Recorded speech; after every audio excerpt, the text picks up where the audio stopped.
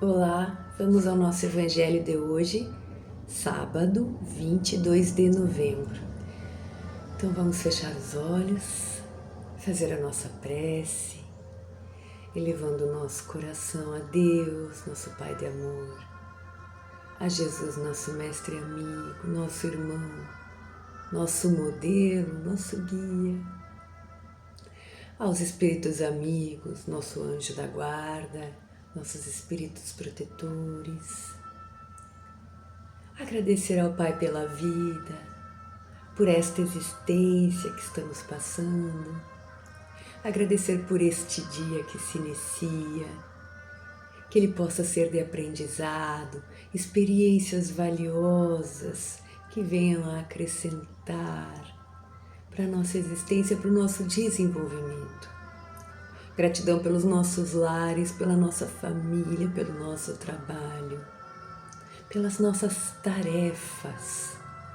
Pedimos que estes espíritos de luz estejam conosco a nos amparar e inspirar durante a nossa jornada. Fiquem conosco agora e para todo sempre, que assim seja. Então hoje deu vontade de mostrar aqui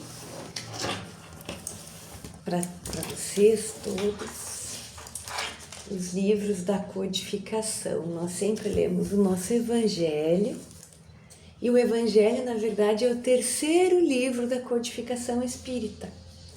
O primeiro, que Allan Kardec, que foi o codificador da doutrina espírita, nós chamamos codificador, ele não é um inventor, ele não inventou. Ele era um professor, estudioso, cientista, podemos dizer assim, porque ele, através de um método científico, catalogou o ensino dos espíritos e registrou em muitas obras, mas as 5 principais, que nós chamamos, das 5 obras da codificação, a primeira que foi o Livro dos Espíritos, que essa a gente vê uma pergunta todos os dias. Depois tivemos o Livro dos Médiuns, que foi a segunda obra codificada. Terceira, o Evangelho segundo o Espiritismo, que é o que trata da moral, dos ensinamentos do nosso Mestre Jesus. A quarta obra foi O Céu e o Inferno, que é o que explica para nós o que são o céu e o inferno, pela visão da doutrina espírita.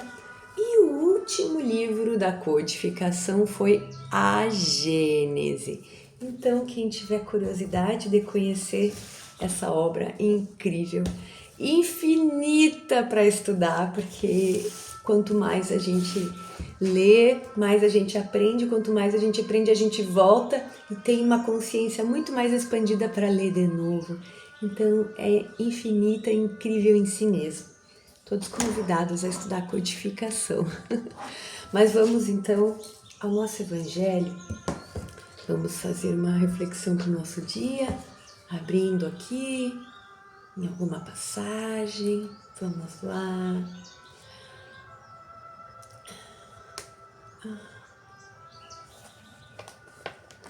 Caiu para nós. Capítulo 18. Muitos são os chamados e poucos os escolhidos.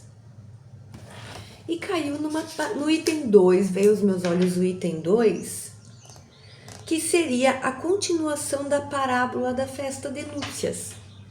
Vamos ler um pedacinho que diz assim: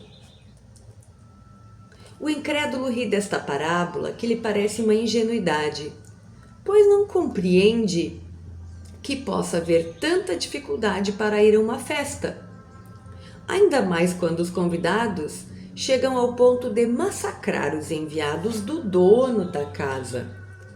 As parábolas, dizem os incrédulos, trazem, sem dúvida, uma linguagem figurada, mas é preciso que elas não ultrapassem o limite do aceitável. O mesmo pode-se dizer das fábulas mais criativas, quando não entendemos o seu verdadeiro sentido. Jesus criava suas fábulas com os fatos mais comuns do dia a dia e as adaptava aos costumes e ao caráter do povo a quem falava. A maioria delas tinha como objetivo fazer o povo compreender a ideia da vida espiritual. Quando aqueles que interpretavam as fábulas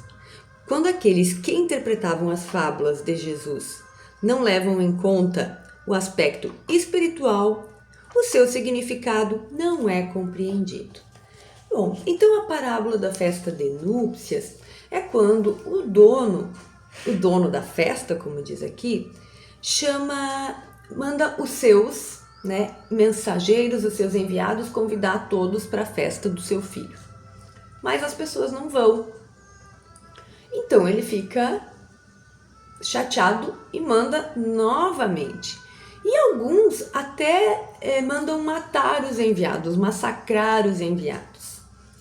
Então, o que esse item 2 vem dizer? Que para quem vai ler essa parábola numa primeira vez, abriu o evangelho e vai ler, ou abriu a Bíblia e vai ler essa parábola, um incrédulo, uma pessoa que quer fazer uma análise rasa dessa parábola, vai dizer que ela ultrapassa o limite do aceitável, que ela é muito figurada, que ela é sem sentido, porque que dificuldade que as pessoas teriam em simplesmente ir numa festa. Bem, pelo contrário, é muito bom ser convidado para um banquete. Quem não quer, não é? Mas aí ele diz aqui, Jesus precisava apresentar um mundo espiritual. Nos tirar naquela época do apego à vida física, né? E a tudo a que fazia os daquela época viverem só em torno da vida física, os prazeres, o poder, a ganância, o dinheiro, né? Então Jesus precisava apresentar o mundo espiritual. E ele usava as fábulas e os costumes da época para fazer essa apresentação do mundo espiritual. Então, quem é o dono da festa? Quem manda convidar? Deus. Quem são os seus enviados? Os que falam em nome dele. Quando a gente começa a analisar por esse viés, já não é tão absurdo assim. Hoje em dia, não é que quem quer falar de Jesus, ou vamos lá, outras religiões, até que não sejam cristãs, mas que queiram falar o bem. Qualquer pessoa que queira pregar o bem, a justiça, ser correto, não é que esses mensageiros são massacrados? Até hoje. Então essa parábola é capaz que nem tenha ainda sido compreendida por nós. Que nós queiramos ver que Deus manda os seus enviados nos chamar para a festa todos os dias. Mas nós estamos ocupados indo para nossa casa de campo, como diz na parábola. Ou estamos distraídos aproveitando outras coisas. Ou então enviamos qualquer representante para a nossa festa. Que nós possamos olhar a parábola com esse olhar. E que nós queiramos hoje receber os enviados quando o convite para a festa chegar. Então isso que nós vamos refletir hoje, que nós vamos levar para o nosso dia a dia e que nós também entendamos que quando estivermos dispostos a ser este que vai convidar os irmãos para a festa, também vamos receber críticas. Vamos. E que também seremos testados na nossa fidelidade ao Pai nesse momento. E tá tudo bem, faz parte do processo, né? No final, a festa é divina e é maravilhosa, mas nós precisamos querer fazer parte dela, não é mesmo? Vamos então a uma pergunta do Livro dos Espíritos. Vamos ver o que cai para nós hoje. Segunda parte do capítulo 6, A Vida no Mundo Espiritual. Pergunta 237. Percepções é a parte que fala de percepções, sensações e sofrimentos dos espíritos. Pergunta 237. Ao retornar ao mundo dos espíritos, a alma conserva as percepções que tinha na Terra?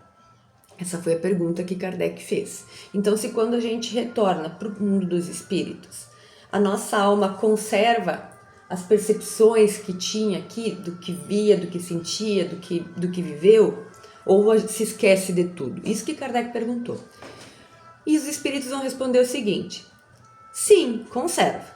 E ainda recupera outras que não possuía, pois o seu corpo físico, que é semelhante a um véu, o corpo físico semelhante a um véu, impedia o contato com essas outras percepções.